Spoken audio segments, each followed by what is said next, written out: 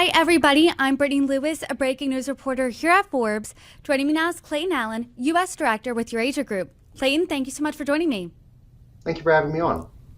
As we sit here right now, we are 2 weeks to the day from Election Day. And historically, as many of us know, unless the United States is directly involved in fighting a war, voters don't care as much about foreign policy. That is a back burner issue. But right now, there are multiple ongoing wars in various parts of the world. So through that lens, how much does foreign policy matter in this upcoming election? Well, you're absolutely right. Unless U.S. troops are actively fighting in a war, foreign policy is usually not in the top issues that voters really care about. And the thing is, there are two wars ongoing.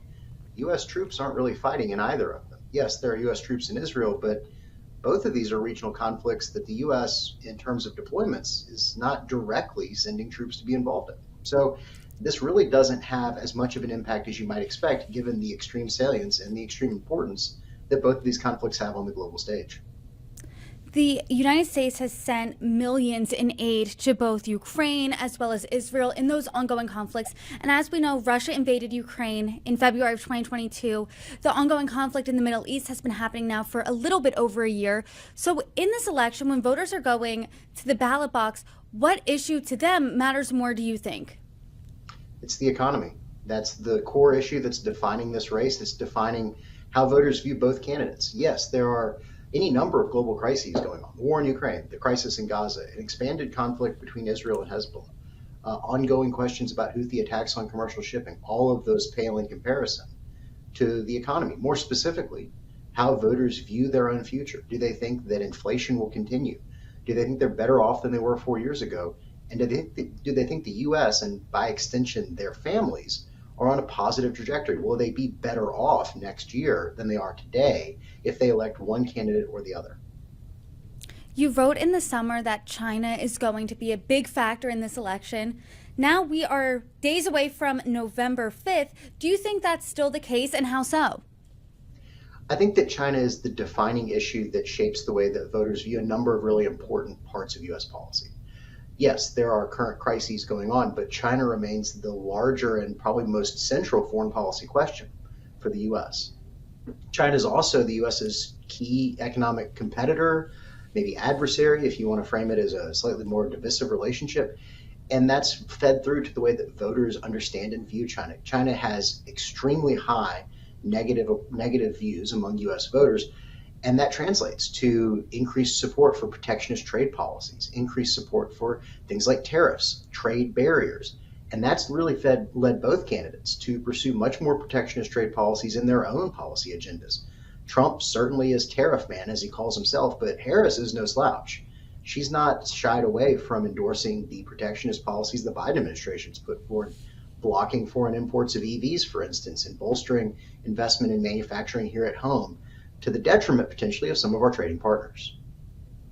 How do you think either Harris or Trump would differ on the global stage? What type of leaders would they be when it comes to foreign policy, including working with or against China? I think the major difference between Harris and Trump is how willing they are to be engaged on the global stage, or to put it another way, how involved they think the U.S. should be on the global stage. Trump certainly espouses a quasi-isolationist view. The U.S. should focus inwardly, focus on itself. Harris, by contrast, sees value in extending or continuing the high level of support for the Transatlantic Security Alliance, multilateral approaches to military posture in the Indo-Pacific. Under Trump, I don't know that you see the U.S. recede completely, as some people have framed. I think instead you see the U.S. take a sort of a piece-by-piece approach, a bilateral approach to finding security partners, with much less focus on a sort of broadly interventionist view of the role the U.S. will play. That takes the U.S. back in terms of its global influence. It certainly removes one of the major centralized powers from many parts of the global system. I think ultimately, Trump wants to play a less forceful role on the global stage, or a less central one, in exercising the current frameworks of power. I think he would look more at the U.S. engaged bilaterally with individual nations, whereas Harris looks at the U.S. as the leader of a global system. Let's look long term there, because let's take Trump, for example, first. You said he's quasi-isolationist, wants to look inward. What does that do to the United States' stance on the global stage in the long term? Ultimately, it leaves the U.S. with less political leverage.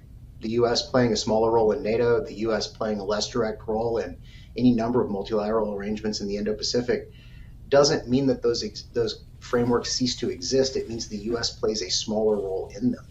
That leaves the U.S. with less leverage to pursue other policy agendas that it wants to pursue, whether that's human rights, trade, economic interreliance, regulatory alignment on combating or blocking out Chinese expanded tech influence, for instance. The U.S. has less leverage to do that, the less involved it is in the systems that other countries view as the overarching architectures for national security, diplomacy, diplomatic engagement.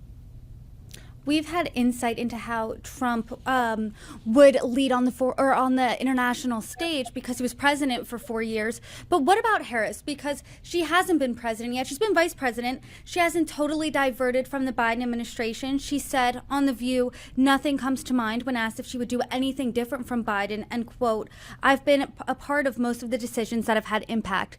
So what does 4 years with Harris at the helm look like when it comes to America on the global stage? I think you should take her at her word. I think it will look a lot like the 4 years that Biden was in charge, to be quite honest. Harris is not a foreign policy person.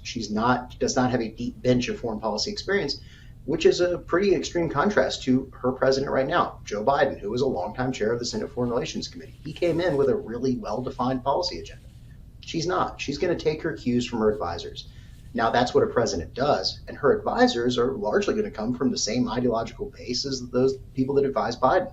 Phil Gordon, her current national security advisor, Bill Burns, the current DCI. Both of those individuals look like they have a pathway to a job in a Harris administration if they want it, and both of them would pursue a similar approach to the one that we see Biden pursuing today. It's important to note, you mentioned Trump. You might see Trump a little bit differently than his first term as well. Trump's going to be surrounded by people who share his ideological viewpoint much more fully than in his first term, and that enables him to potentially move more rapidly and make more substantial policy changes in a short period of time, because he'll have more uniform support from the people that turn those policy goals into actual action. In 4 years, let's say at the end of either a Trump second term, a Harris first term, how different does America look? That's a very hard question to answer. I think that the major difference will be that under a Trump presidency, you'll probably have higher trade barriers with the rest of the world. You'll have immigration policies which probably reduce current migration inflows. You'll probably also have a slightly more inflationary perspective. That's the generalized view of Trump's fiscal, trade, and immigration policies from the Congressional Budget Office and others, including Peterson Institute and many other economic advisors. I think under Harris, you probably see the U.S. looking a lot like it does today. The question would be, how far can she go on potential changes to the tax code? What does that do to business opportunities? Does that make investors more wary, less wary? I think that's an unanswerable question given how little we actually know about what Harris wants to do in some pretty major policy areas. She said that she had a lot of national security experts scratching their heads when she said that the United States' biggest adversary, or biggest threat rather, in an interview earlier this month was Iran and not China. What's your opinion?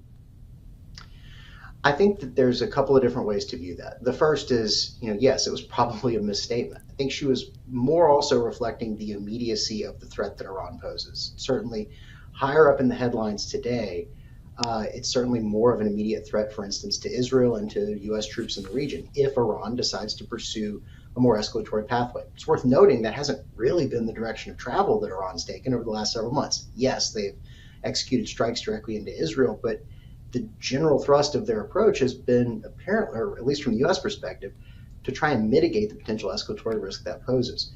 I think ultimately that's the kind of misstatement that you might expect from a campaign that does not have the depth of foreign policy expertise.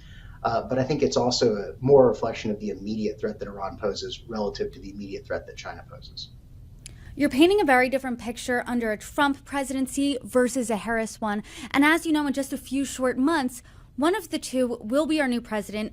So what does this election with these two candidates signal about America to the rest of the world? I think that this signals that there's potentially more divergence between Democratic and Republican administrations. Independent of Harris, independent of Trump, the U.S. is becoming more politically divisive. It's becoming a farther spread between your average Republican and your average Democrat. it's not one party's fault either. This is a long-term trajectory. It's something that you've seen increasingly extreme policy proposals from both parties become the policy center of each party.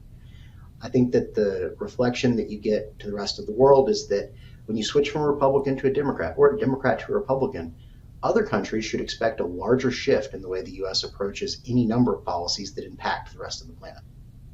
Clayton Allen, I appreciate your insights today. Thank you so much for joining me. Thank you for having me.